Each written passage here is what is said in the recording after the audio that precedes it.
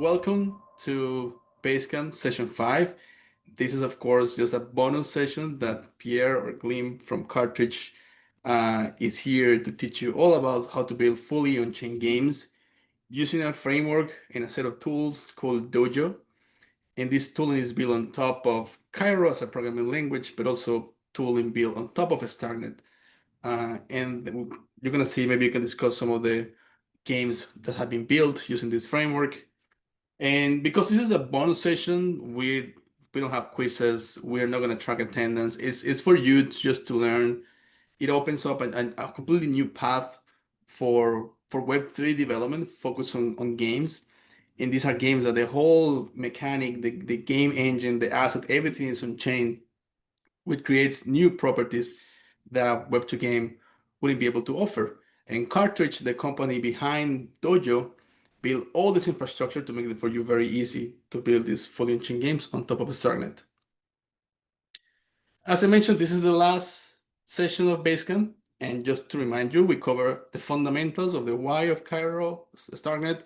We build then a smart contract using Cairo, the counter contract. We show you how to actually do some testing using Foundry. Then we build a front end with Carlos in session 4, so you have now a full stack application, completely Web3. And now today we have a bonus session to show you how to build on-chain game using the Dojo framework. So I'm gonna let Pierre talk about himself a little bit. Thank you, David, for the introduction. Thank you guys for assisting. It's a bonus session, but thank you for being here, and hopefully you will enjoy it. And so I'm Pierre, or Glim, more usually known. I'm developer at Cartridge, and I'm mostly working on Dojo. And like you guys, I started Starknet like 2 years and ish ago in a Basecamp with David. So I was at your position at this moment, and then like just love the technology and keep grinding into it. So this is like you can do lots of things in Starknet ecosystem, and I am, for instance, an example of starting from not knowing anything and having full-time position working in the ecosystem, which is actually an amazing experience. So I'm French living in Mexico, so feel free to reach out in French, Spanish, or English as you may need in the Discord or here in the questions if you don't feel like asking in English, and you can find Glim as my handle in Twitter. So I will try to keep the theory very short, but I wanted to make like a recap of what you have seen during the Basecamp, very like foundations of things. So this is a brief theory session. Hopefully it will be 10, 15 minutes, no more. And then we will start writing smart contracts with Dojo. So you will see like how it looks like to write Dojo contracts, which is very similar to what you have done in session with Charlotte, but with some twist into it. Then we will have a break, and then I want to show you how fast you can actually write an application that interacts with the chain. And when I say interact with the chain, it's both directions. You can read data from the chain using Torii, which is an automatic indexer. We will see that. And you can send transaction, and we will see an example of control integration. And at the end of that, you have a fully working project where you can read data automatically when something happens, or you can send transactions, as you have seen already in the past sessions. But here I mean, actually we didn't see, yeah, in Starkfold. So this is the idea of today. And Cairo, Dojo is actually, we started like for games because games are very demanding, but you can use Dojo for any kind of applications. So what is Dojo actually? It's just a tool chain for provable application. Why it's provable? Because it's written on the top of Cairo, and we can prove Cairo execution, right? So we can see Dojo with 3 components, which is a Cairo framework. A Cairo framework is like, you know, for instance, we have JavaScript framework for React, Svelte, or stuff like this, right? So the idea is you have those libraries that make things easier. This is what Dojo gives you in Cairo. Then you have a set of tools to interact with the blockchain. So we will see how we compile the code, how we index the code, how we can run a local node. And then we have some extensions with Cartridge products that just helps go into production very quickly. So this is what we'll talk about today, and I will just take over on the sharing, David. Thank you very much for the slides. So Yeah, stop sharing. You can share your screen now. Okay, let me know when you can see, guys. Yeah, all good. I can see now the drawing. Okay, so I just want to get back to the basics very quickly. Okay, so how we write contracts and how we actually interact with them in Starknet. So in Starknet, as you have seen, we are using Cairo to actually write smart contracts. Okay, Once you write your smart contracts, it is compiled. And if you remember, when we compile it, we have this Sierra file. Sierra is just an intermediate representation. And this file is actually when you want your contracts to be on chain, let's take this box as Starknet, okay? So when you actually declare your contract, what you are doing is you are uploading this Sierra file into the chain, right? And then the chain which actually compiles it into CASM, which is an assembly language. And then you have your contract declared on-chain, which means the code is available. And do you remember we have those class hash, right? Class hash, which is actually a unique identifier for your code that you have uploaded, right? So this is a basic thing that you are doing when you compile code and then you declare your code. And when you deploy, you are just saying to Starknet, hey, Starknet, I want to deploy this contract, giving the class hash, and when it will deploy, it will give you an address. You remember? So we have a contract address. And when we freshly deploy a contract, the contract address is a kind of saying, hey, I want a new contract with a new storage, completely fresh storage, right? So let's visualize the storage of a contract like a bookshelf. Okay, so let's say we have a shelves here with a lots of shelves, right? And the storage is just like this. You have storage slots and you identify them with an index, we can say it like this. So let's say we have index 0, 1, 2, and we go up until the felt max value. The felt max value is just a huge value, is a bit lower than a U256, but it's 252 bits. That's a huge amount of space, right? So you have to see your contract storage at the shelves.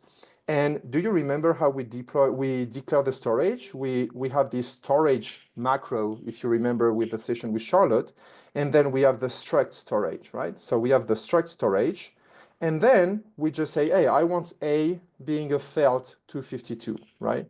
And this, what actually happens is like when you are actually declaring this way, what the Cairo compiler will do will say, hey, you have a variable A in this contract, and I will simplify it. I will hash this A, and this will give you exactly where in the shelves in the storage this variable will be stored. All right. So if I give you an example of that, let's say this is my storage shelves with the different storage slots. If I have a variable A, which is a felt, and I just store 1 into it, then Cairo will actually hash this, find the location in the storage, and store the 1 here. And the storage, you have to see a storage like only one felt can fit into one storage slot, okay? So if I want to store a structure or data that are actually longer than a felt, so what will happen is just like Cairo will just use different shelves to actually store the data, okay? So it can be contiguous location, or then you can have different location, but I will not go into details. I just want to give you this intuition of how it works when you actually use the storage. And so the location is not, is not random in the sense that it's a hash of the name of the variable. So if you have a variable B, then it will hash this B and it will always be at the same position, right? So this is how the storage works in Starknet. Very intuitively, right? It's just to give you the intuition of how it works. Question So from as you, Sergio. Is the yeah. location random? Yeah, no, so the location is not random since it's a hash. So the hash is deterministic. So if you have a member A into your storage, the storage location will always be the same. So if you change the name of the storage variable, the storage location will change. So this is why when you work with Cairo contract, you have to take care, like if you change the storage variable names, so in this struct, for instance, if I change A to A1, then the storage location will be different because the hash will be different. So as you can see here, every time you want to actually add data to your storage, you have to actually work with this struct storage and you have to add members to it. And then you have to make mappings or stuff like this if you want to have different data into the storage. The way Dojo works is it abstracts this away for you. But I just wanted to give you back like an idea of how it works, generally speaking. And now we will go into Dojo, okay? So how Dojo actually works. Dojo is based on a thing that is called ECS in game development, which is for entity, component, and systems. The idea is we just separate what are the data what is the logic and how we actually identify the data or how we actually query the data, right? So how it works concretely in Starknet. In Starknet, we always have in Dojo a contract that is called the world. The world contract, you have to see it as a central database. So the storage that we will actually interact with Dojo, everything is stored into the world contract. And how we define the storage? Well, we are not using the structured storage. We are using what we call models into Dojo, okay? A model is a simple definition of data where you define IDs or keys, as we call them, and data. Let me give you an example. So if I want to define a model, I will just have a structure.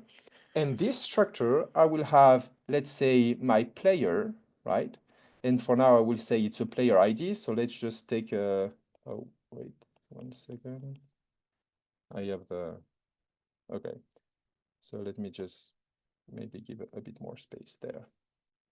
Okay, so how we define a model? Let's say we have a game when we want a player and a player will be bound to a contract address, okay? Contract address. And then this player, we may want to actually store its location. So it will be X and will be Y, okay? And then we actually want to store it exactly a bit like a database. So in a database, we have tables with columns. So here we can use the same analogy. And what I will define, I will say, okay, player is actually a key. So it means I will be able to get the data from a player perspective, just giving the contract address. And then I will store the data, which is X and Y. So you don't have to define the storage structure. You just work with models and you can add any models you want in a very dynamic manner. So you don't need to actually modify a single struct of storage. You just define different storage structs. So those are the models. And the models which actually will be stored into the world storage. And finally, we have the contracts. So the contracts are actually very simple logic that you actually want your user to interact with. So if a user wants to interact with the Dojo world, they always go through the contracts, they send transactions to those contracts. Those contracts will actually read or write models data into the world, and this is how you actually get the data centralized in one contract, okay? And what is the benefit of that is every time you change a model, so if you store a new data into the model, if you add a new model, or if you modify a model, the world contract, as you have seen in the session we started, you can emit what we call events in Starknet. Do you remember? And in blockchain in general, it might have different names. And the idea of events is something that is emitted by the chain, by the sequencer, and then you can read those events to actually understand what happened in the chain and compute data from them.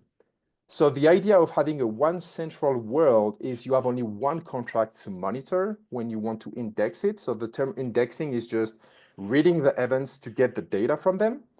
And here in Dojo, it's what we call Torii. So Torii is an automatic indexer. And why is automatic? Because Torii actually uses all the data that are put on chain by Dojo, and you don't need to actually provide to Torii a file with the type of your data and stuff. Everything is gathered from the chain.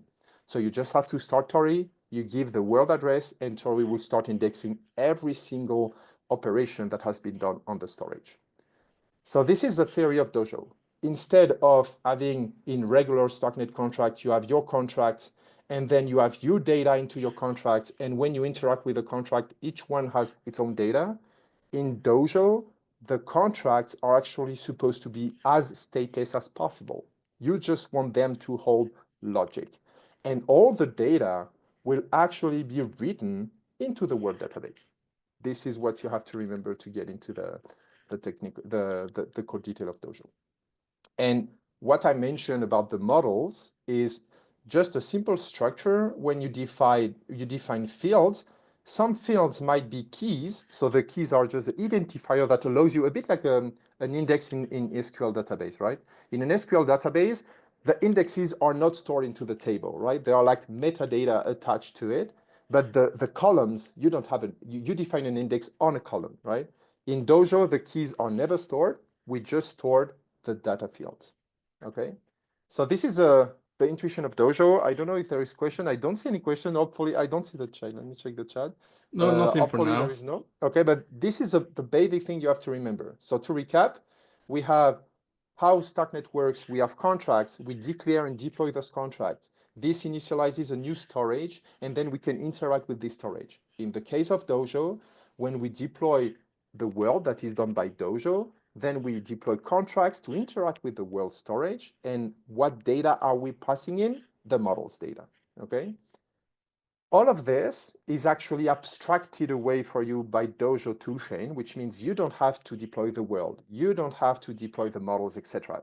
The Sozo, which is the tool that we have to streamline contract development, will do it for you. So you just have to use Sozo to build, which is using Scarb under the hood. And then Sozo will actually also take care of migrating the contracts and upgrading them if you need to. So you will see it's a very simple experience. And the basic concept of Dojo is very simple, but we can go very far with that.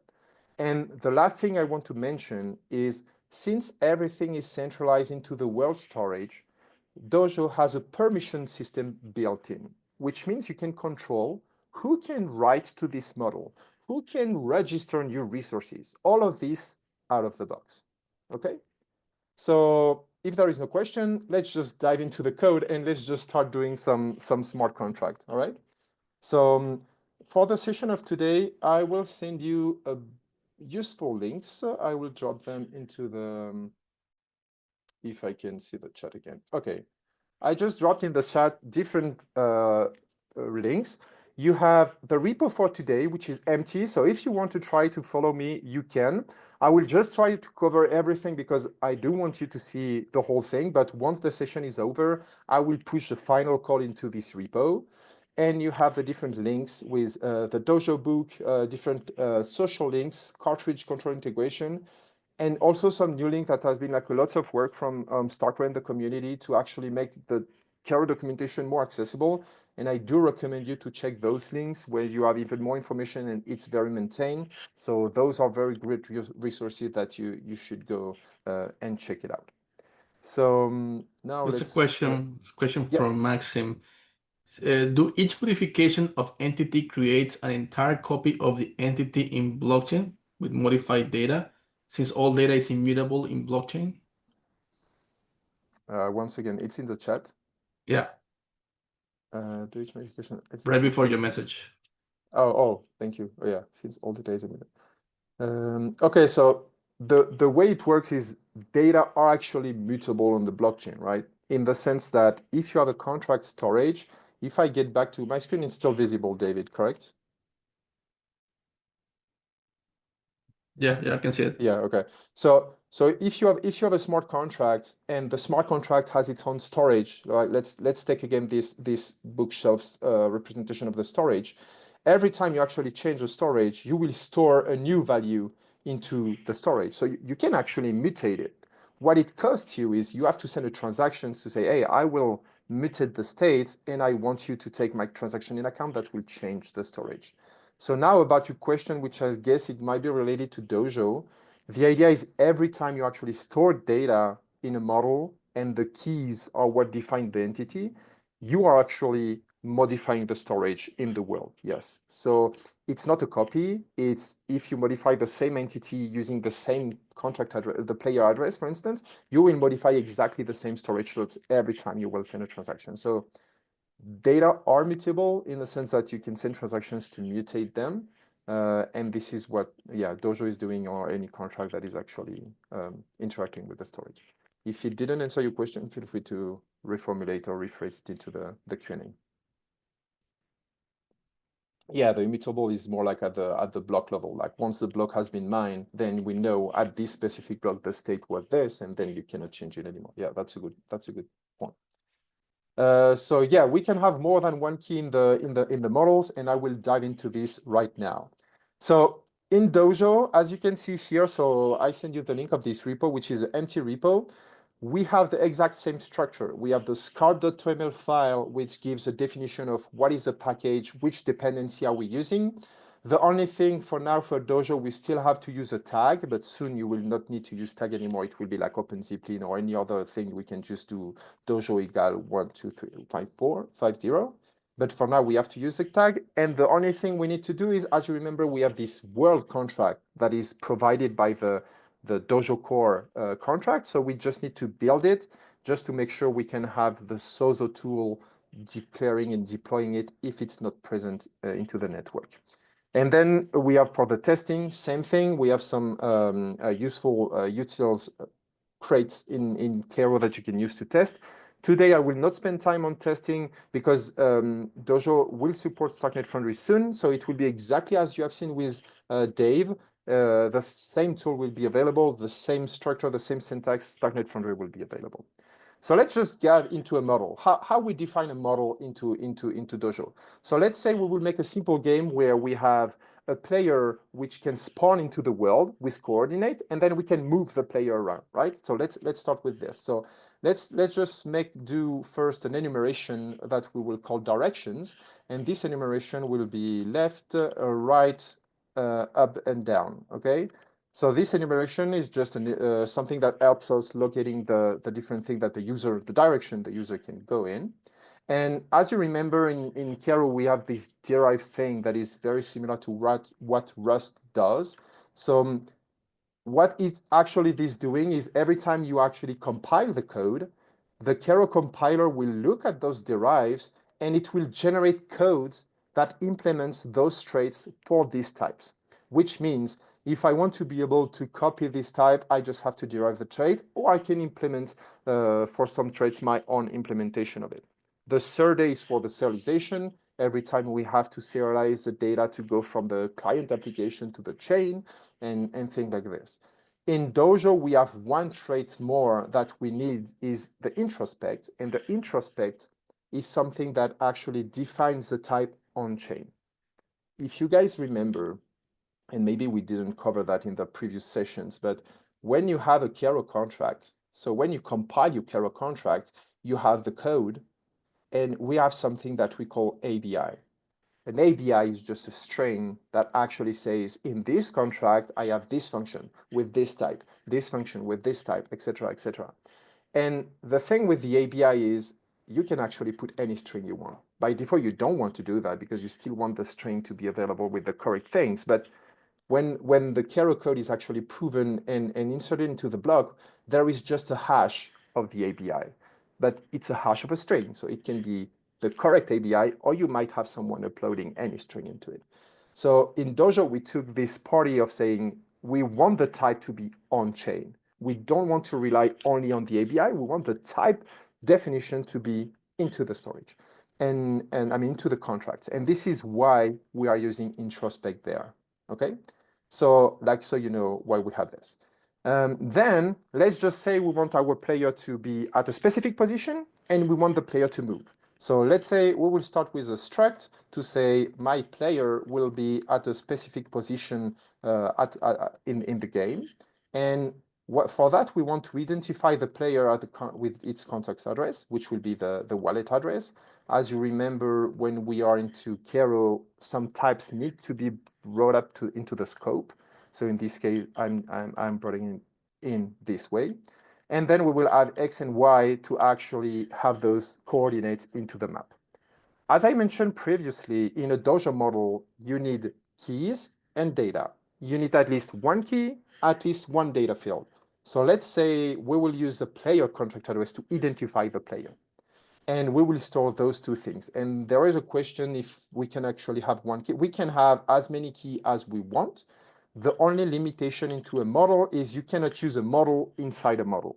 So if I want to reuse a model inside a model, I will just make a struct, derive introspect into it, and then I will use this struct into my model. How do we define a Dojo model? We just have to use the Dojo model attribute. So Dojo is having like a compiler plugin for Cairo. So this is why we have some Dojo specific macros or that we can use that actually does exactly the same thing as derive, in the sense that when you compile the code, this macro will actually generate code for you. Like this, you don't have to generate the code yourself for all the Dojo compatibility layer. Same thing as before, as those types will be sent back in the code and we will need to have them going from the client to the code, we will want to have some trade into them, right? We can also have the debug if we want to print in and stuff like this, but for now, let's just go with the basic traits. Nice. So now we have a player that we can have into the world, and let's just now have another model that will actually store the data every time we want to move. Let's say we want the player to move with a specific number of moves allowed. So let's have a moves model, and this move model, same thing. I want to be able to query this from a player perspective. So in this case, my entity is a player. So here, as you can see, since I have the same keys, I will have this easy way to query data for this specific player. And we will use, what was this, remaining, and we will have like a remaining steps that the user can take into the game, and let's just make this a wait. Same thing, we want this to be a Dojo model, and we want to derive this with the basic traits because the type will need to move from the client to the blockchain. Until now, this is how we define models. Very simple, right? So it's a bit like defining a SQL database. The only difference is like the keys, like kind of IDs, are not stored. You are only storing X and Y. So every time you actually want to get the data, you need to know the keys, right? Let's make something also that from Cairo perspective. So you guys have learned Cairo and Cairo, what we can do, we can actually implement functionalities on type of types, right? So let's just say now every time we will want our player to move, we will implement a function on the position type to say, hey, I want, given a direction, what is my next position, right? So let's do that. Once again, we will use a macro here. This macro, what is it doing? It is saying, okay, I want you to define an interface. Do you remember, guys? The interfaces are just like you say, I want this contract or I want this type to implement those functions. And we want it to instead to do the interface ourselves. We are actually defining the interface and making the implementation at the same time. So here I want to say every time I want to apply a direction, and the direction will be self. So in Cairo, the self is always explicit. So let's take a reference from self, which means when I take a reference, I am actually using the type, the instance. I can modify it, and I don't need to return it explicitly. Cairo compiler will return it for me. So, and let's take a direction, right? Actually, yeah, Copilot is almost good. So what do we want to do here? Here, we want to say, once a player will move, we want to subtract to X and Y depending the direction. Something we have to take in account, we don't want the integer to actually overflow because it's a U32 and maybe we can make a smaller type, but the idea is we just don't want, if we go to 0 and we go left, we just don't want to fall into the map and just reappear in the other side of it. We just want to actually stay at 0, right? So if we want to stay at 0, we will have self.x and we will have self.x, and we have this, which is subtracting sub, and subtracting sum is saying if it's already the lower limit or the upper limit, I cannot go beyond it, right? So I will just take advantage of auto completions to get this. And here we have our direction. So if we go left, we remove X, we put one more into right, and same thing for up and down. Something we are missing here is every time you want to actually use some traits. So this is like a trait implementation into the integers. I will need to bring this into the scope, but we can just try to compile just to show you. Okay. So if I go into the contract, I will do it from here because I don't have that much space. So I go to contracts, and in my case, I already have Dojo installed. I have put into the introduction repository all the explanations. If you want to install Dojo, you have a bunch of ways. You have ASDF, which is a version manager. You can use Dojo app, which is directly taken from the book, and you can also use Docker, right? So in my case, I have Dojo style with Sozo 150. Okay, so if I try to build this contract, I should have errors. Remember, you always go back to the top when you have an error, because sometimes you might have some errors that are actually not like generating by bad code. So first thing I have is I have the Rust, but not the Cairo syntax. If store the player location with Cairo doesn't mean every time the player will move, I will have to make a transaction. Yes, that's correct. So this is the thing is blockchain. Every time you want to change the storage state, you will need to send a transaction. So this is something that you have to take in account. This is something, as you mentioned, that about cost is important to consider. Right now, the Starknet costs are actually pretty low. So this is not something that is that of an issue, but yeah, this is definitely something to consider. Here, I hope, guys, you have been able to spot some of my mistakes. So I mentioned as self is always an explicit type, I need to actually give it the type. I don't need to go here. Oh. So once again, I get here, I build, I go to the top.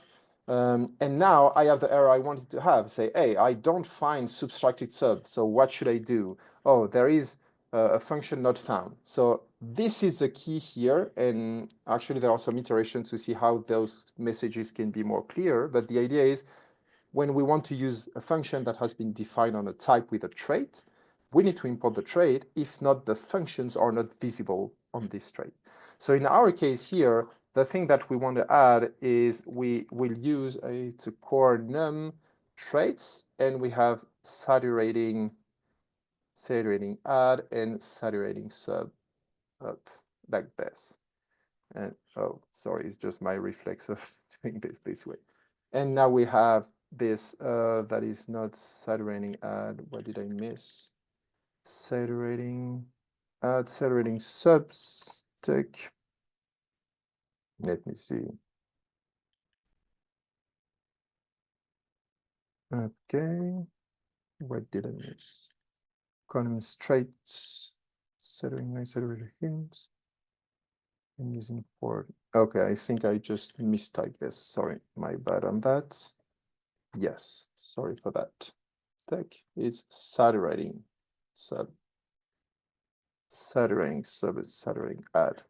My bad. Tech. Let's go back here and let's build again. All of this, as I've sent into the links, you can find it into the core documentation, which is this one. So here, oh, I just closed the session I made it for sharing. So here you have all the core definitions, you have all the traits, all the things that are available in the core lib, and then you can see how you can actually implement them. All right. Okay, so the slide, I will not need them, and this one again. Okay, so let's get back to the code now. So now we have this code, and we have something that should compile now. And as you remember, into the target dev, you actually have the different things generated. What's interesting here is, as you have seen, I didn't write any contract, right? I didn't write any smart contract. I just wrote some structs, and I just used the Dojo macros. And as you can see, we already have 3 contracts here. We have the world contract. As you remember in Dojo, this is the central contract for storing data. And we have 2 contracts here, moves and positions, which means when I have written those 2 models, the compiler, thanks to the Dojo compiler plugins, actually generated 2 contracts for me. And those contracts will be the way we will actually upload those into the chain with the declaration, and then we will have the definition of those models available, right? So this is what we wanted to cover for the models. Are there any questions, David, for the models or not for now? Not for now. Sounds good. So now let's move to the contracts. So as you remember, in Dojo, we have the world of the central database, we have the models, which actually defines which data I can store, and then we have the contracts, which are just pure logic. So let's write a simple contract, and the contract that we will write will be actually a contract that will say, we can spawn the player into the map, which means spawning means initializing its coordinates into the world. And then we will move the player. So when we move, we want to go up, down, left, right? So let's just go into the contracts. How do we define a contract in Cairo? In Cairo, a contract is just a Cairo module. So I just make a module, and then usually in Starknet, I should do something like this, as you have seen with Charlotte. In this case here, we want to use the Dojo contracts because we want to generate a Starknet contract and we want to generate some extra code. So you don't have to generate it yourself, you just use the macro. And as any contract like Starknet, you have to define which functions you actually want to expose. In this case, Dojo doesn't have any overhead. You can just use a Starknet interface, and we will call it e-actions. And these actions, if you remember, we have a template type. This template type is just because we can implement this trait on different types. And in this case, we will implement it into the contract type. But we can implement this in any kind of types. So let's just take a spawn that will take a reference. If you remember, when we take a reference of a contract state, it's because we will actually modify the contract. And then let's have a function move, with same thing. We'll take the reference of the contract and we will take a direction to move to. Okay, same thing. If I try to compile this here, direction is not defined, so I will need to use it.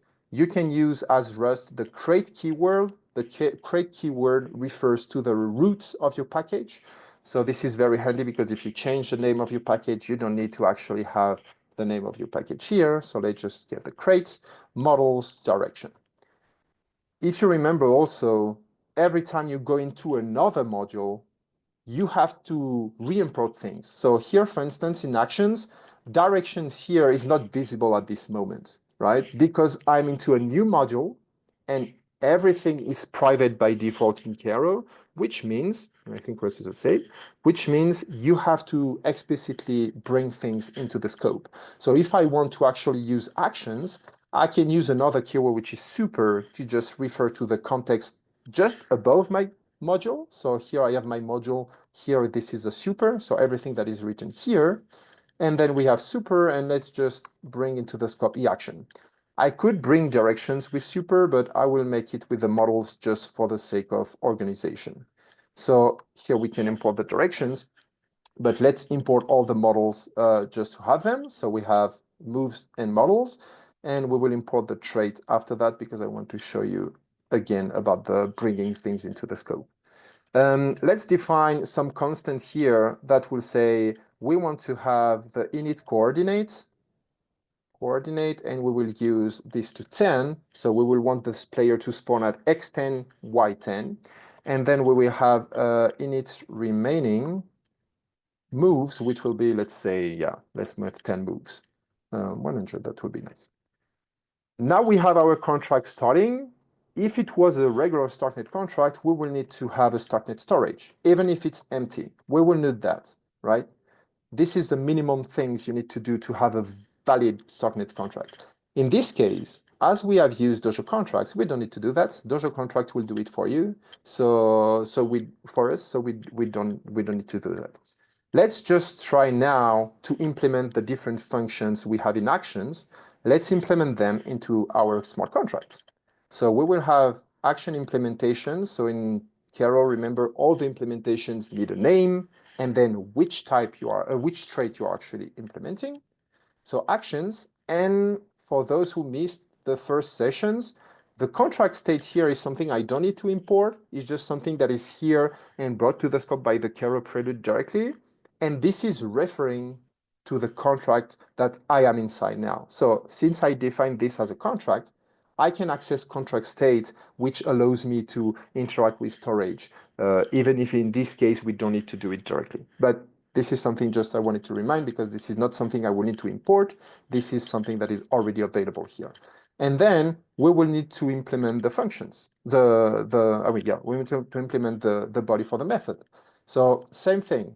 As we have before, we need to put the self on the contract state. So in this case, here it was a placeholder. So T can be named A, B, contract state, whatever. And here I am actually going to implement it on a concrete type. So here, contract state is a concrete type. I just don't have the questions here, but David, feel free to interrupt me. So now we will implement the logic.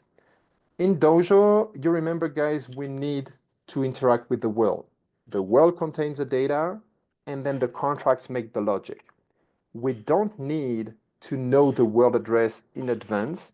We have this directly injected by the Dojo contract. So how can I actually get the world? Well, let's do another implementation, which will be an internal implementation of our internal trait. So this is, once again, a convention. You can use whatever name you want, but remember that if you don't have the interface defined or the trait defined explicitly, you can use generate trait, and the trait will actually be generated for the functions you're actually putting there. So it's like a shorthand. So let's get the world with the default. So to get the world, we will take a contract state, so we don't need to modify it. And to get the world, since we have Dojo contracts here, we have a variable that is actually already present to the code. So we have self. So self refers to the contract state. And then we have a world function that has been defined by the Dojo plugin. And I will explain this code in a second. And what we will return is something of type world storage. So in scarp.toml, we have our definition of the dependencies, but alongside this, we have a Dojo dev file. And the Dojo dev file contains like the definition of our world. So you can have a bunch of things there, but I will just cover the very simple ones. And one of them is namespace. If I give you guys an example of namespace, is a bit like if when we are into related database in SQL. So in SQL, for instance, I can have my table user, and I can also use schemas. So I can have, I don't know, let's say my first schema is P, and I can have users into P. But then I can define a new schema, which is other, and I can have here, again, a user table, right? So I can logically separate the tables. So in Dojo, we have exactly the same thing. So when you are using a model and you store the data into the world, let's get it like this. So this is a world, and let's say we have the model moves here. The default namespace that we have seen into the file will be DI in this case. So the storage of this model data will be defined by the namespace, the name of the model, and this will target, do you remember the storage? Let's take again our representation on the shelves like this. So this means the namespace DIN moves will be, let's say, at this place in the storage. But what if you want to reuse the model, but with a different namespace because you want different permissions, or you just want to duplicate the storage because you will use it for something else? Then you can use, let's say, D2, and then you can use the same model. Since you are using D2 namespace and moves, the storage location will be something different. So this is a way to actually reuse models in different scopes into the storage without having to redefine the model or stuff like this. So this is why we have this default namespace here, dy, which is just by default when I am into my world, I want actually to store the data into this namespace. If I change the namespace, I am just changing into my storage shelf. I'm just changing where I am. So this is an interesting way then we can compose and just have the storage control by this way. Okay, let me just see. Okay, no question. So this is how into Dojo we are actually getting the world. You see here, I don't have to pass the contract address.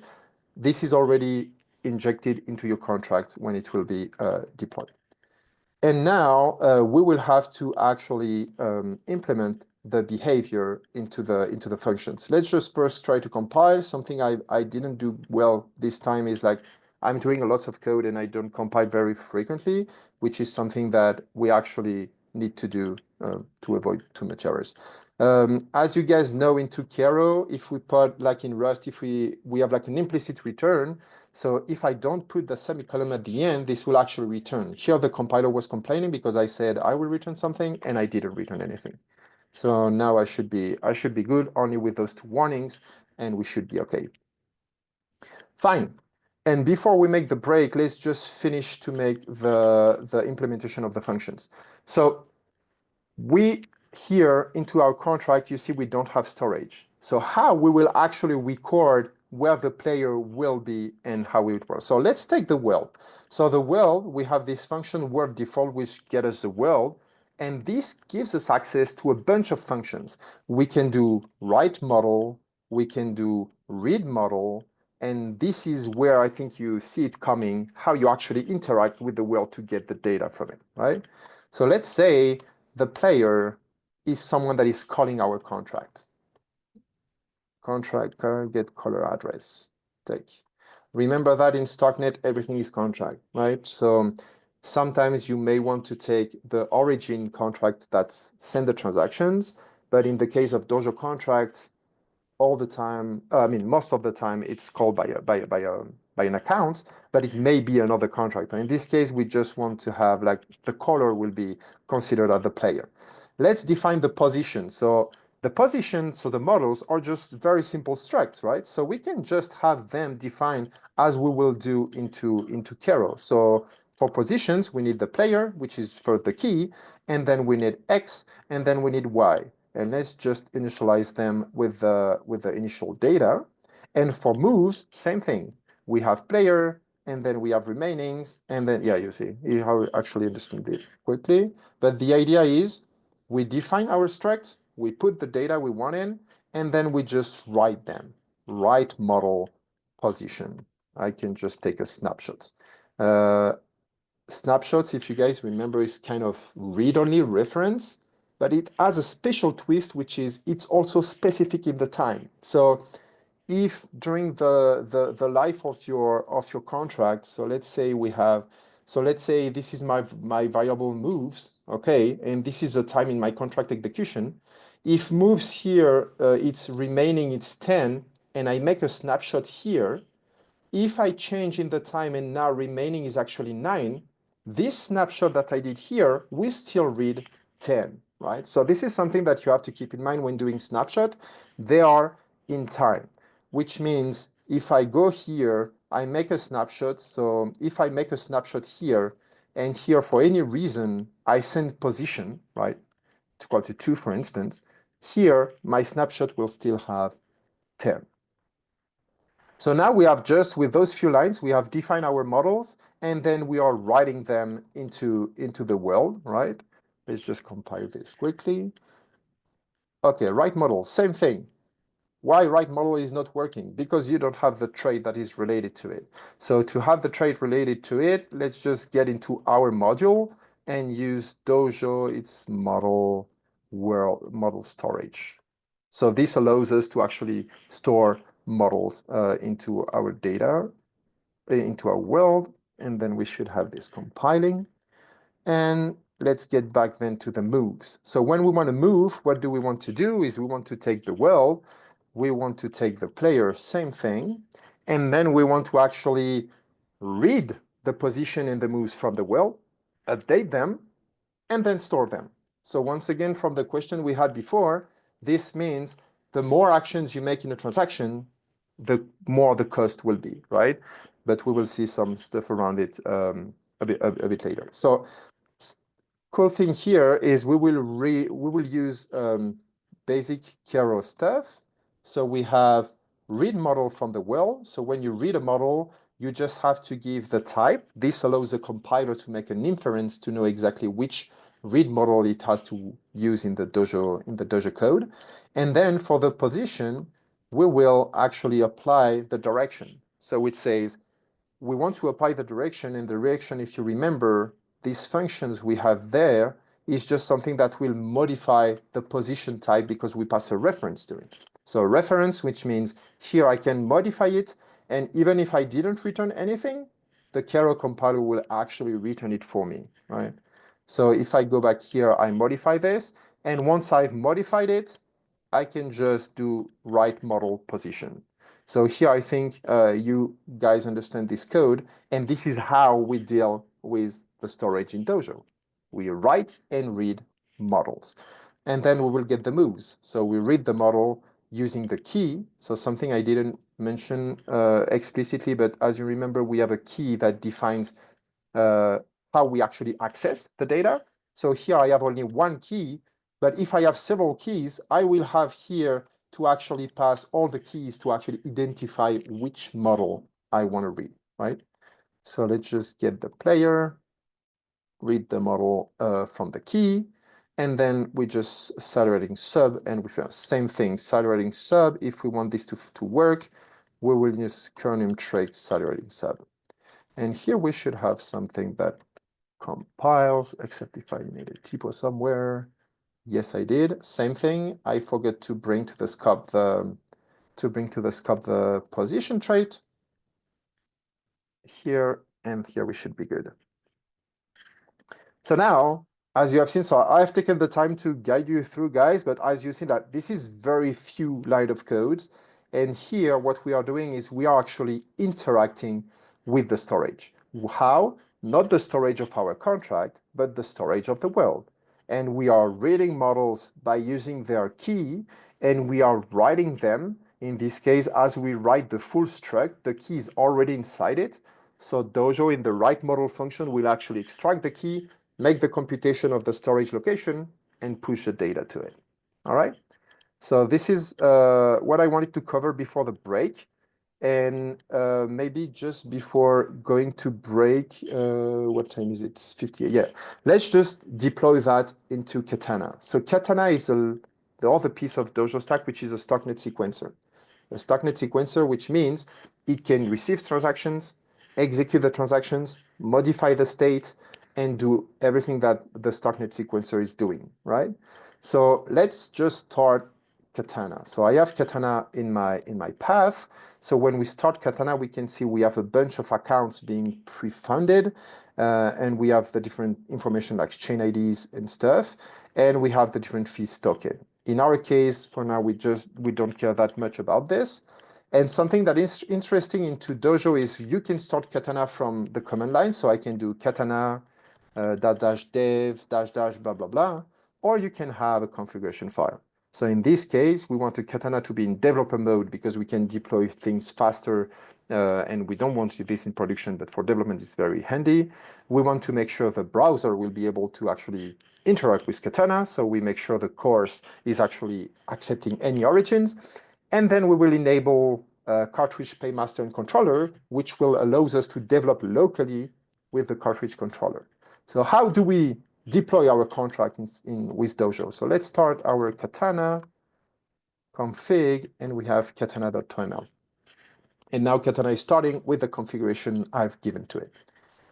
Sozo is our man. Sozo has different functions, so we can modify permissions, build, and do a bunch of things, and one of them is migrate. Migrate is actually something cool that will do declaring your contract, so uploading the code, deploying all the contract that needs to be deployed. In our case, if I check into the dev, we have the world contract, position and moves, which are models, and we have the actions contract. In our case, only those two will be deployed. Those two will only be declared to get access to the data. And all of this will be done by Sozo. So I can do a Sozo inspect first, and the Sozo inspect, so the screen is a bit big, so maybe we don't see well, but we have the world contract, we have the namespace. As you have seen, we have the default namespace. We have our contracts, DI actions, and we have our models. And I will just do a Sozo migrate.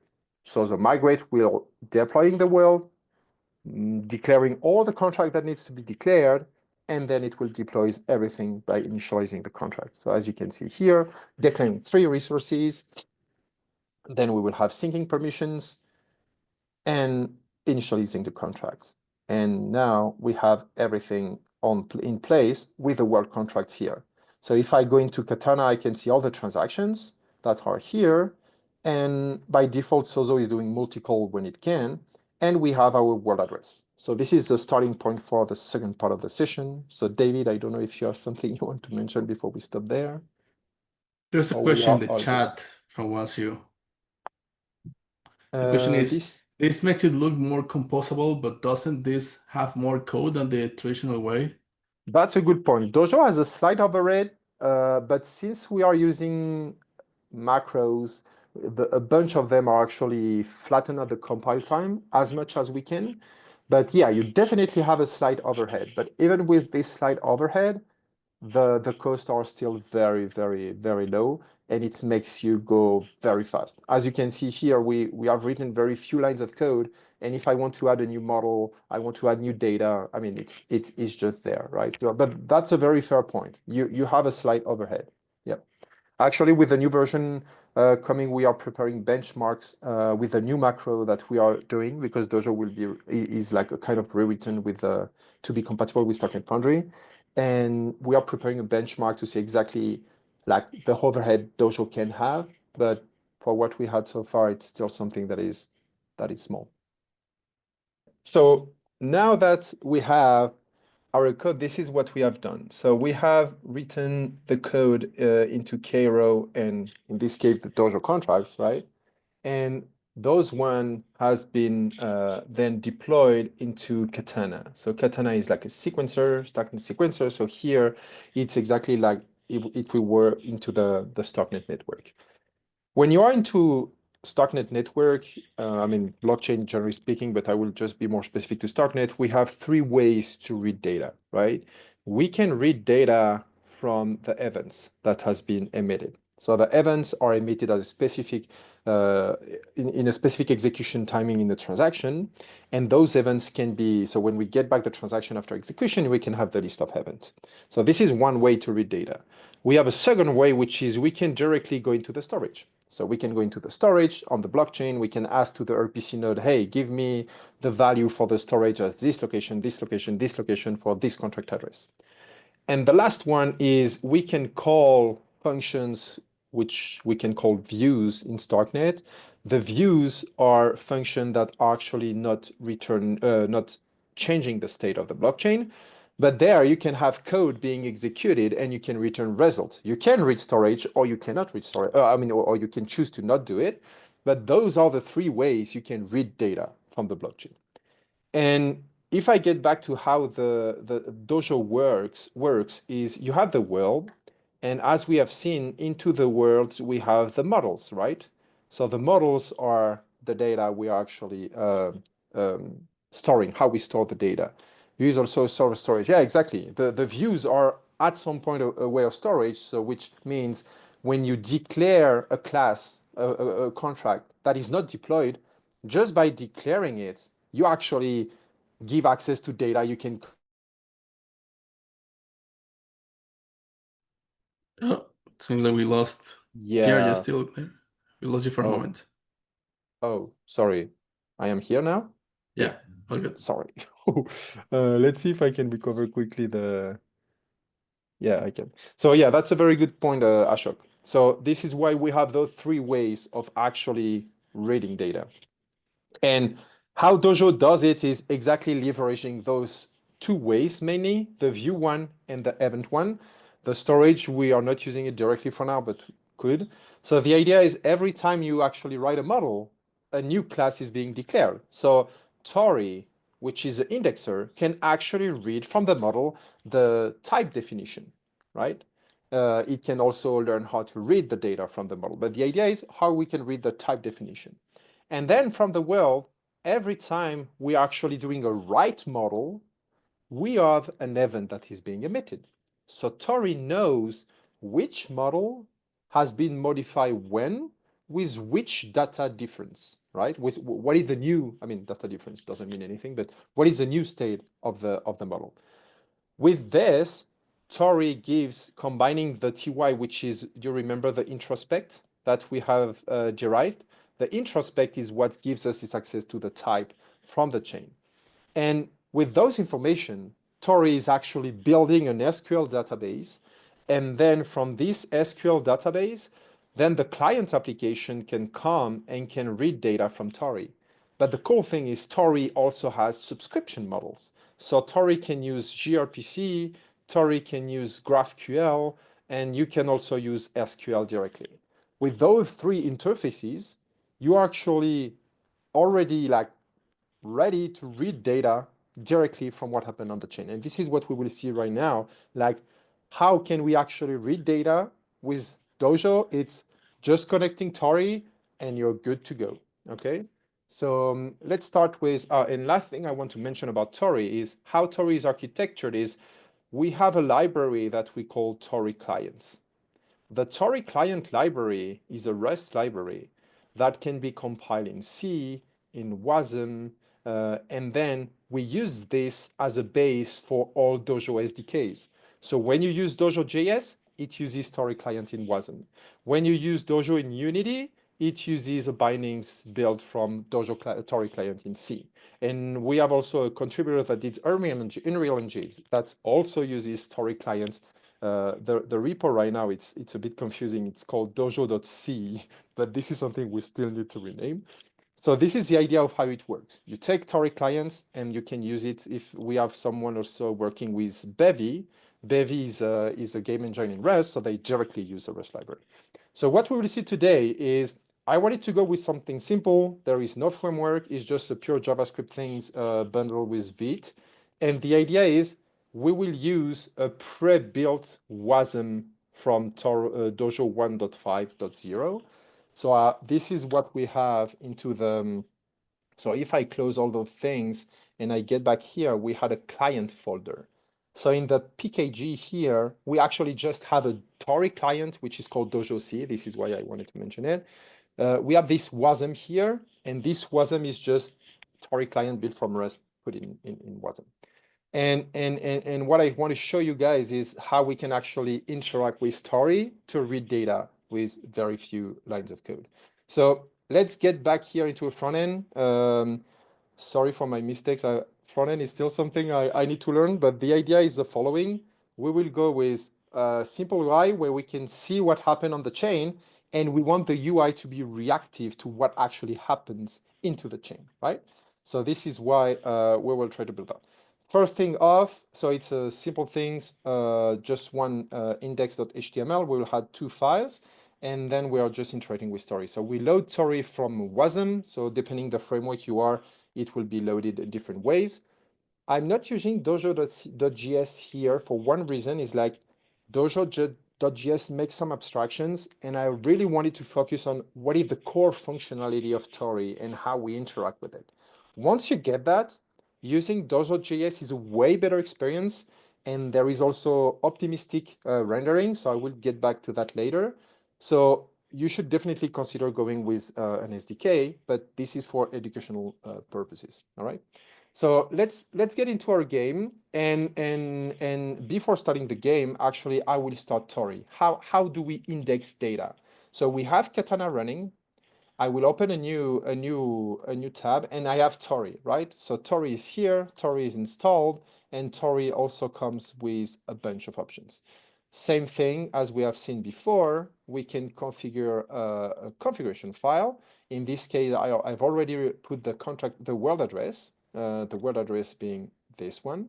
If you don't remember the addresses, you can always do a Sozo inspect, and Sozo inspects additionally to showing you the status of your contract, if it's synced with the chain or not, then you can actually see the different addresses. So we have our world here that is already in the configuration, and same thing, we want the browser to actually be able to talk with Torii. Something important to mention, this project is configured with mcar set for Vite. You need HTTPS if you want to integrate controller, even working locally. So this is why we will be working with HTTPS here. How do we start Torii? Same thing as all the other tools, we can use a Torii dev configuration. Some stuff interesting happens here, so I will not have time to be in all the functionalities of Torii, but Torii has also some peer-to-peer functionality to make some off-chain communication, to have like cheaper way to actually have an instant messaging chat and stuff like this. But here we will focus on the indexing. So here you have seen that I have started Torii, and Torii already detected that we had two models registered. And those two models are the one I have actually defined here, and the names match the structure of Cairo. And those models are visible because the world has registered them and bounded, like linked the address, the class hash of the model. So Torii at this point already knows what is the description of a moves, what are the different fields, and Torii already initialized a database. So if I go to localhost 8080 for Torii, actually I will go into Chrome. Support for Torii, I mean, local dev Chrome is still the best at the moment. So localhost 8080 SQL. So if I go here, Torii has a built-in SQL playground. Torii has a built-in GraphQL playground where you can make some queries. There is no gRPC playground yet. So the idea is here, Torii already know what we have into the chain. So if I go, for instance, in the models table, I already know the class hash, the contract address of the model, and the different information about it, including the layout in binary format and different things.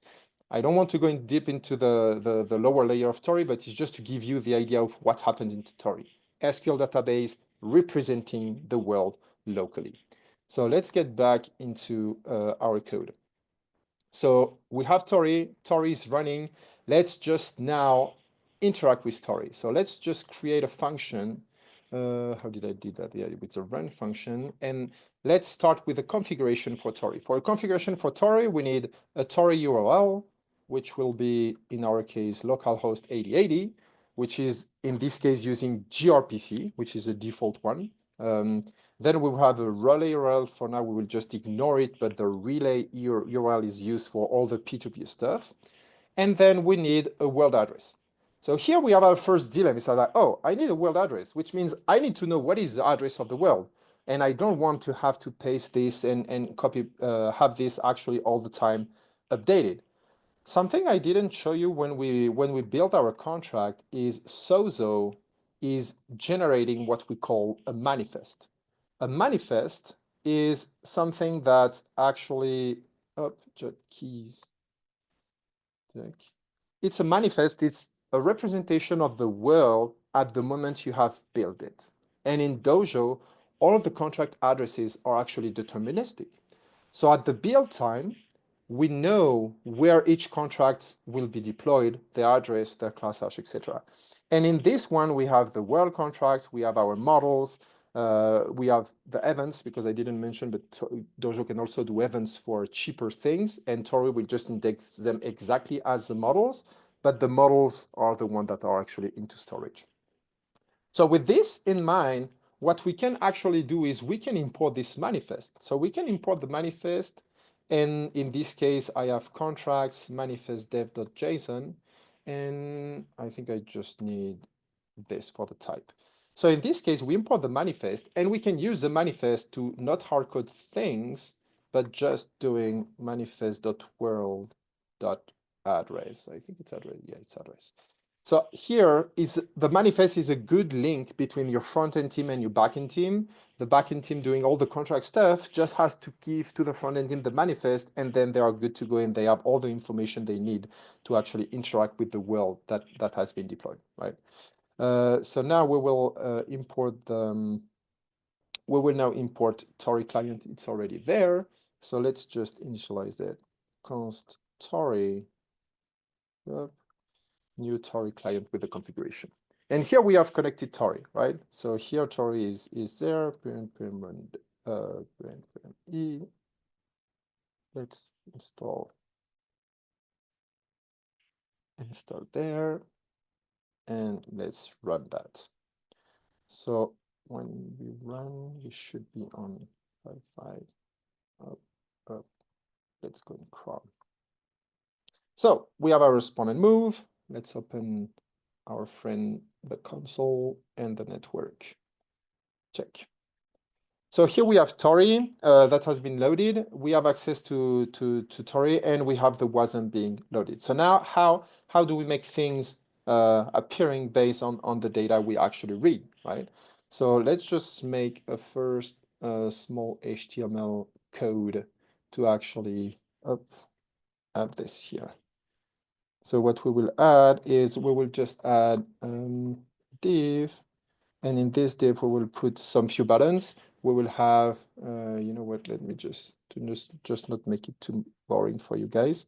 Let's just have first a position. So we want to display the position with the X and Y coordinates, and we want to show how many moves are actually remaining for our player.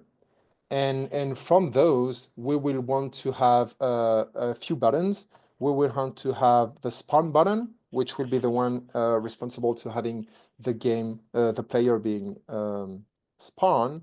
And then we will have one button for each of the arrows, if I can say like this. So we will have up, down, up, down, up, down, down, down, down. Okay. So now we have our buttons. So basically, with a very nice UI, you have to admit, right? So we have this ready to be connected. How do we get data from Torii? Two ways. We can fetch things or we can subscribe to things.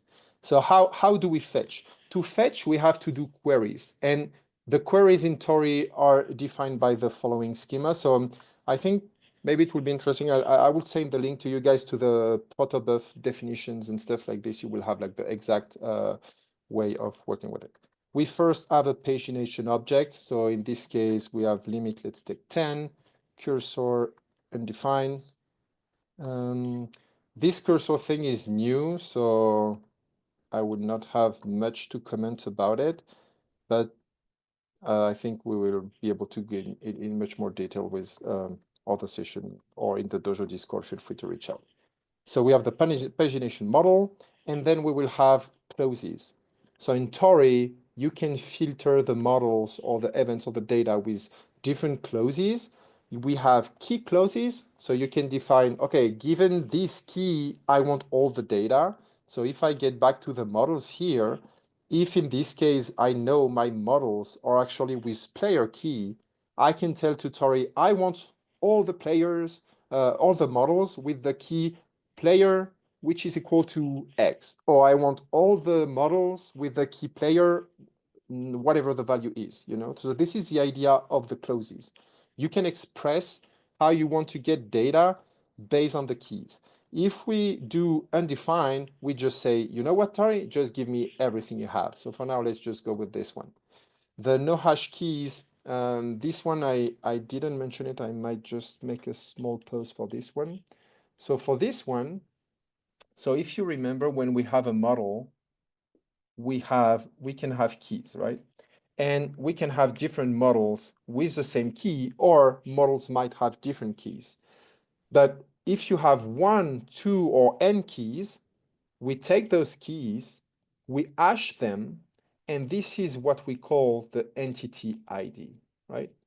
So the entity ID is a unique way to actually identify data into the storage. The only thing is, like, if you know the entity ID, you cannot know the key back, right? That makes sense because it's a hash function. So you cannot know the key back. But if you know all the keys, you can know the entity ID. So in Torii and in Dojo in general, you actually identify things by the entity ID. So if it's a negative here, it's not very intuitive, but it's how gRPC works for the default types. But if we set to false, it will return the data with this entity ID. And if we set it to true, we just don't care about the entity ID and we just want an index of 0, 1, 2, 3, 4, 5, etc. Okay. Then we can filter on models. For now, we will not filter on models. And we have an historical parameter, which is false. Because in Dojo, by default, so if you have a model A and you actually write this model into the storage, Torii will keep the most up-to-date representation of A. So if I have written A with 1, I will have 1. So let's say we have a field A. We have a field A. And we will lose this historical nature of events, because in blockchains, events are historical. You can get to all the events and you can know what happens. But in Torii, you can decide. It's a trade-off between requirements you may have, storage space, and etc. So you can choose if you want the data to be historical or not. By default, they are not. And if you activate the historical, so let's say then you change A to 2 this would override this one. But if you activate historical, Torii will keep a register of everything that happens on the models. And this is something that is widely used in the, I mean, one of the team in Dojo ecosystem also asked for this because it allows you to make automatic replay of gaming. Because if you have these historical events of models, you know exactly what happened into the games, which models has been changed, and this is very useful to make replay. So here we have a query, and we will just fetch all the entity with this query. So with Torii, we have get entities, and we take the query, which is saying basically return every data you have, no matter the model, no matter the keys. And we'll just console log these entities here. And then we will just make the run with the tech run. Take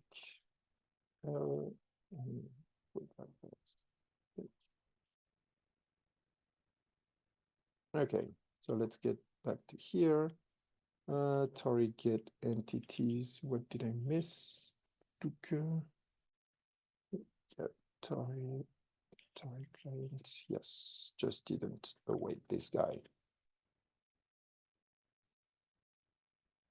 Localhost is not supported. Oh yeah, my bad.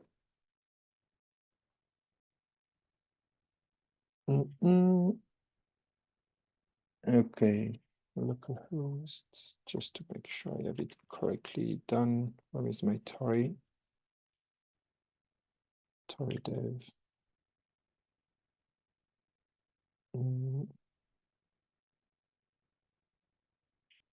Okay. Give me 1 second to understand what I may missed here. HTTP, is it okay? Yes, it is.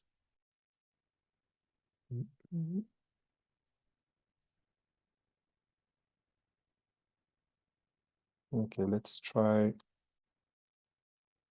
something else.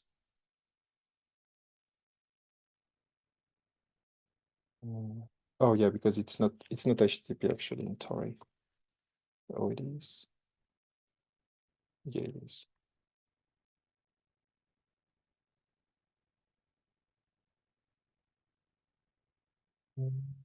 Sorry, James.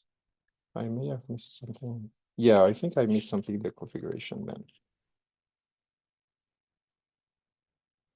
Yeah, okay. I will check later. I may have missed something in the config. So now we have Torii, and then we can see we don't have any item back here. So if I go back into Sozo in the contracts, Sozo has a very cool thing from the command line interface. We can do Sozo execute, and then we just have to pass the name of the contracts because Sozo is aware of all the contracts and their addresses, and then we can execute a function. So if I execute spawn on the Sozo execute, let's see. Okay. Okay, let me check just quickly if I have everything migrated. Dojo dev, localhost. Okay.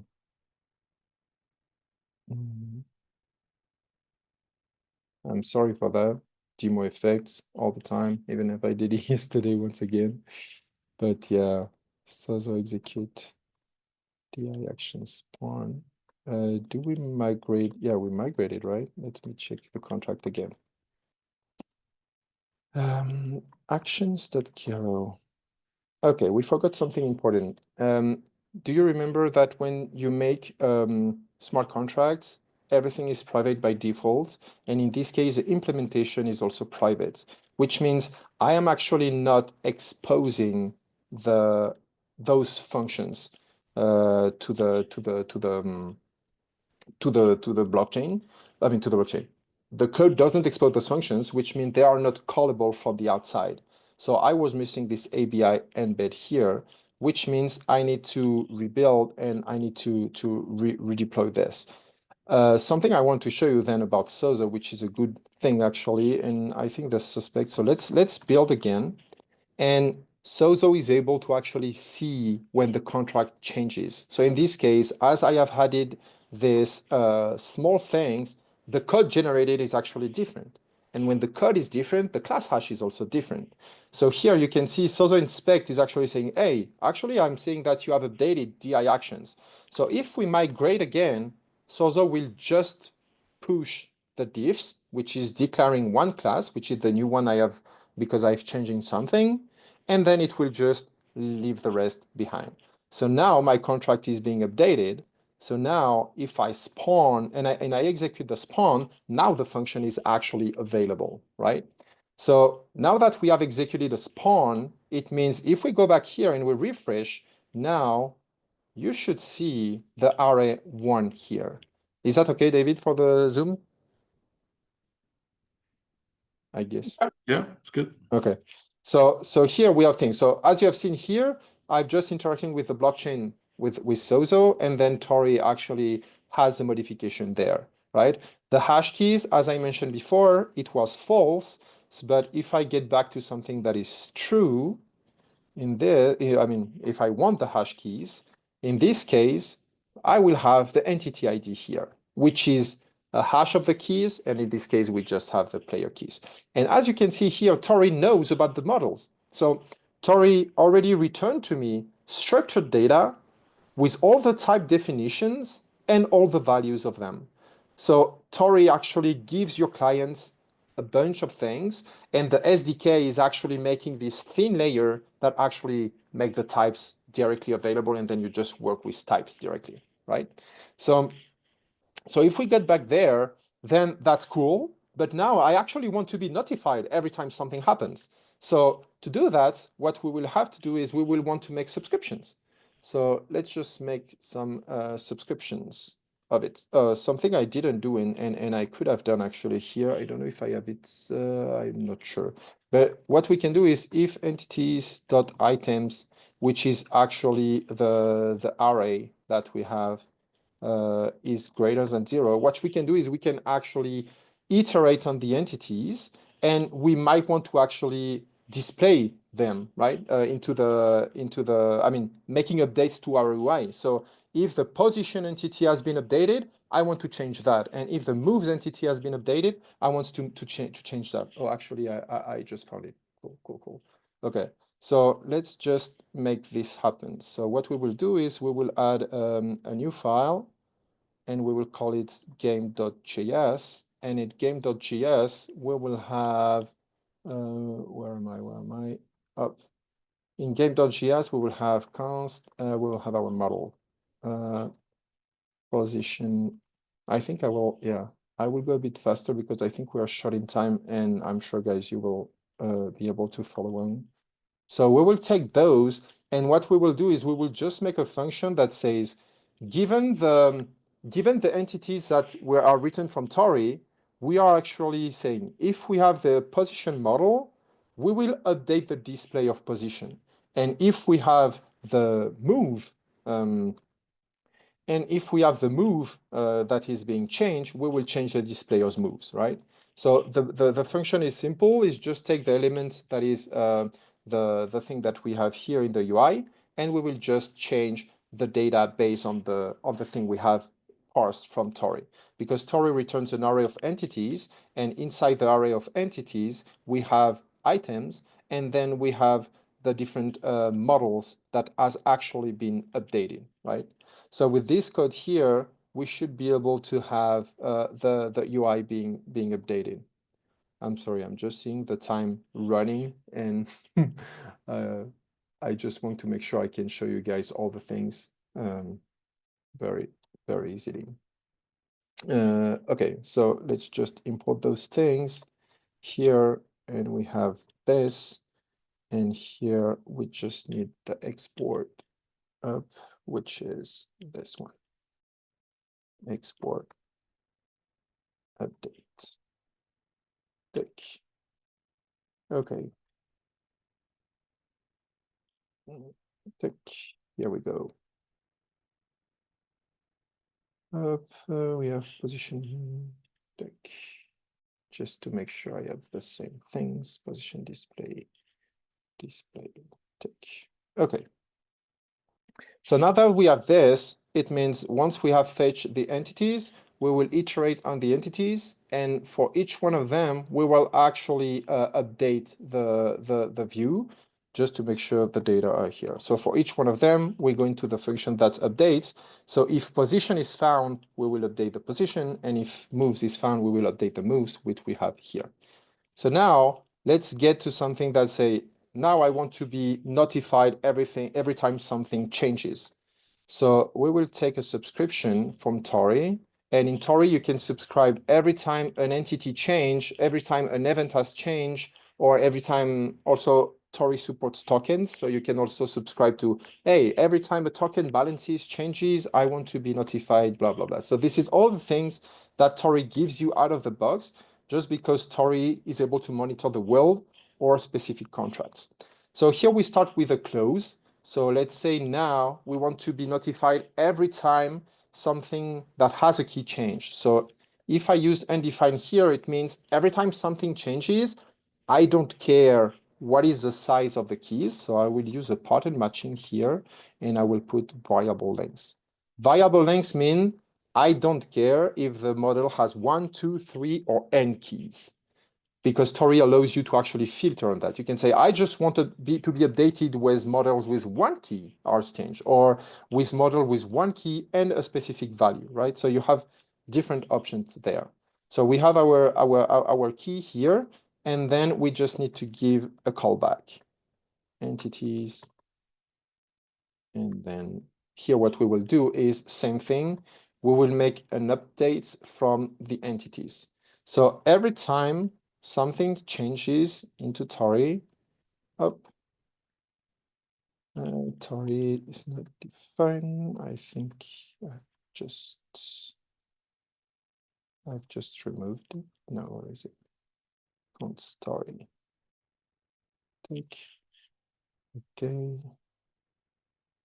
Action. Run. We want this to be into our function.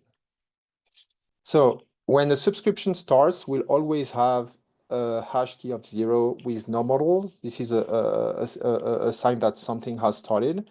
So if I get back into Sozo now, and I will just let it this like this, you can see the console here. So now I have spawn, I can actually move up or down, right? And when we spawn, we should be able to be the update on the Torii on the browser. Something that I will just add is like the subscription here will die when we actually go out of the scope. So I will just add an event listener just to make sure the subscription is living long enough. So we have the subscription here, and then I move. And as you can see in the console, I am actually moving, sending transaction using Sozo, and the client is being updated. So what actually happens here, every time you see an update, what happens is we have the actions contract here. We have the world here, and we have the world that emits events, and Torii is able to catch those events. So what happens when I am hitting Sozo execute is I am sending a transaction, the action contract is interacting with the world to store and update the models. The world emits an event to say, hey, something has changed. Torii catch the events, and then Torii push this to the clients via the subscription. This is the loop that's happening when I am actually here and I am hitting the Sozo execute there, right? So here, as you can see, you have a latency because you actually need your data to go from the transaction being accepted by the sequencer, the event being emitted, then Torii polling these events, and then Torii pushing the subscription to the client. So to solve this, Katana is actually designed to be very fast and having low latency for like fast execution. And Torii is also being like optimized to have this lowest latency possible. And here, as you have seen, I mean, I didn't do anything. I just write one subscription and I have already my client connected with everything that may happen on chain, right? And here we have things being displayed. I think I may messed up with the position though, because I don't see the position being updated, but we have the remaining being updated. So I will check this out. So this is actually what it cost us to interact with the chain. We have Torii, we can query data with Torii, And if we want to fetch something specific, we can say, oh, I just want, for instance, when a player is connecting into your game, you don't want to fetch things for all the players, right? Because it will be too much data. So here we might have the player address. So if we have the player address that is connected, then we will actually only fetch all the models that will have the first key being the player address. So when you design your models, you have to take care of how you position the keys. And then as you can see in Torii is very powerful, the way you can actually express those querying and how you can have this being available in your clients, right?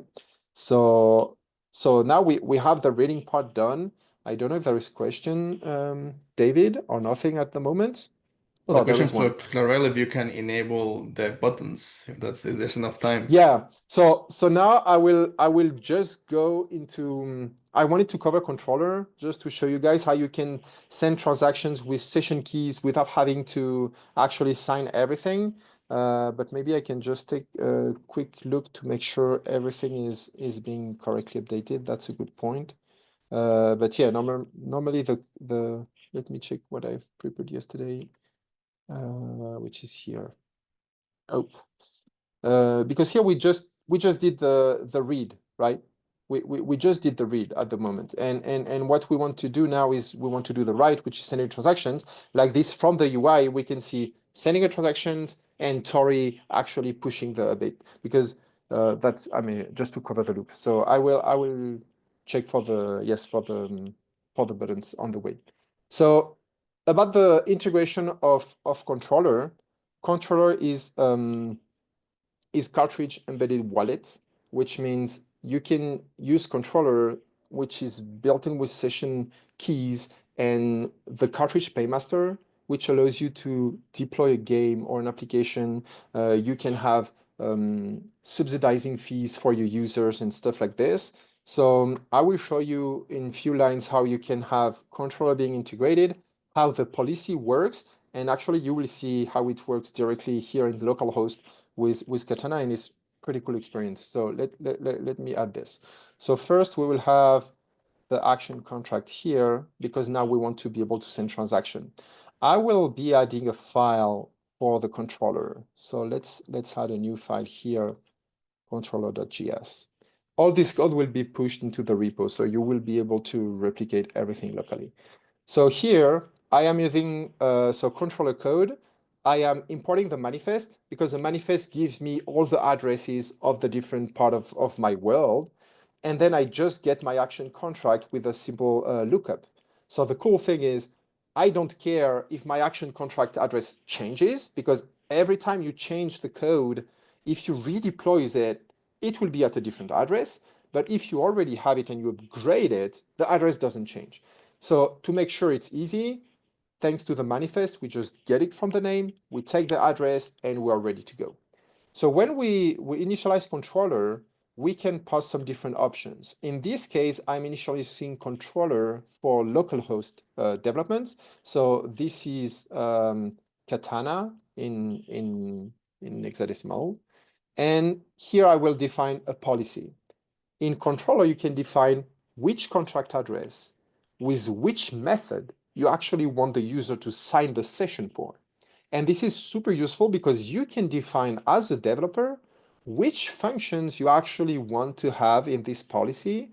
And this can help you organizing the game for the session keys, how you want the experience for your user to be, or if you are subsidizing fees, this is also how you control which functions you can subsidize. So how it works, you have the contract address, which is here. In this case, we can put everything here. It's just a name, actions.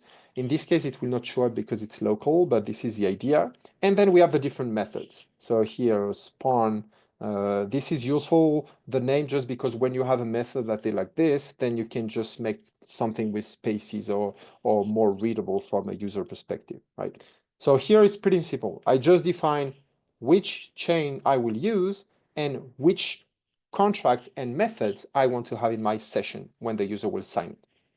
And I will export that.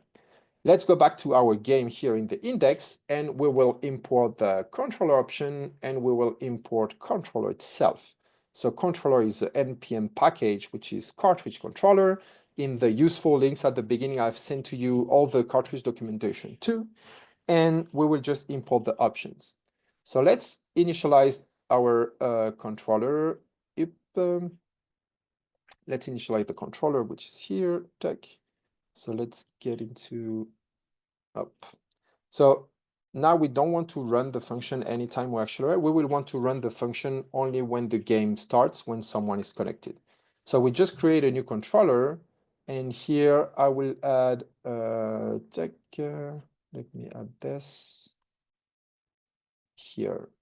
So now I will just add a piece where up. I think I've messed up one. So here I've added a code that does, when we click on the controller button, we actually try to connect controller. Connect controller, which means we'll open all the experience for you, the user to log in with the session keys, etc. And then we just update some style, disabling the buttons as one of you mentioned. And then we want to run the function only when we actually finished the thing. So we will put the button here. Okay, manifest. I guess I just failed for the manifest, which is dev. Tech. Okay, so here I may have just forgot the controller button. Tech controller button. So let's add a button for the controller here. And here we go. So we have a button. When I click here, I'm starting the connection flow of controller. So I will put my login here, but I can sign up, right? And when I log in, everything is with passkeys in this case. And this will fetch the controller account. This will deploy it into Katana locally. But when you are actually working in production, you are just using the cartridge RPC, and everything is handled for you. And here, as you can see, we have the session creation. And here we can find the two methods we actually registered into the policy. So once the user will sign this session, it means the user will have a session token that is actually able to sign transaction on the behalf of the user. And we don't need to actually have the pop-up and the signing happening, right? So what I will just need to modify now is I will just go into the game.js and I will add the functionalities of it. So if I go into games.js, so what I will add here, I will just show you. So we had two things. We had two functions, spawn and move. What happens with spawn and move is for spawn, we just execute the transaction. We take the contract address, which is the action contract. We take the spawn entry point, and we don't have any call data. So this is a very regular JavaScript call. And then for the move, we just have the direction that depending on the direction we are taking, we are just converting it to the actual felt representation. Because if I go to an enumeration in Cairo, the enumerations are serialized with the index of the variant. So this will be 0, 1, 2, 3, okay? So if I go back in games, this is what I am doing here with spawn and move. And with the function init games, we are just binding for each one of the button. We are actually calling the move function, or we are calling the spawn function, right? With the disabled, when we have spawn, then we can move the player. So I will just double check the names, but we should be okay with that. And now we will actually init the game here. So we will have the run function. Oh, we have the run, we have Torii, and then we just want to init the game here. We will pass the account that is taken here, and we will run with the account. So here we should have everything in place to have the experience. So I'm connecting. I didn't make any local storage optimization, but of course you can just like detect that the user is already there. And then we may use span to actually init game, which is not defined, which will be here. So yeah, sorry, here I need to do this again, of course, but that's okay. That's not that long. Create session. So here we have our state, and then we spawn. So when we spawn, we are supposed to get back to 10, 10, and 100. So I will check to fix this 10, 10. So here was we have seen that we have a transaction that has been sent. So this go to Katana, and then we have Torii actually answering. So as you can see here, it's localhost, so it's pretty fast. But even when you are deploying Katana in the cartridge infrastructure or on your own server, it's something that's still pretty fast. And then we should be able to move. So every time I am actually moving, as you can see, things are updating. So we have the remaining and the position. And why? Because if we get back to the diagram we have here, every time we send a transaction, an action, a contract has been executed, the contract is actually writing or modifying things into the world, and Torii catches the events and update the client. And this is exactly what happens here. So this is real time. So when you actually deploys that, it may be a slightly longer because queries might be more complex, you might have more data, and this is where the SDK come into play. Dojo.js offers optimistic rendering um, out of the box, which means when I click up, it first updates the local states, then sends the transactions, and if it fails, then there is a state reconciliation. And this gives the game a bit more fluidity. Now it's working because it's fully local, but if you make this online and you have 500 milliseconds delay, then the user will start filling it, right? So code-wise, as you have seen, here we just have the code to actually make the bindings, but the code itself is pretty small. We have the controller initialization with just the policies. Then we have the interaction to create with the connect, which makes the whole flow and return the accounts.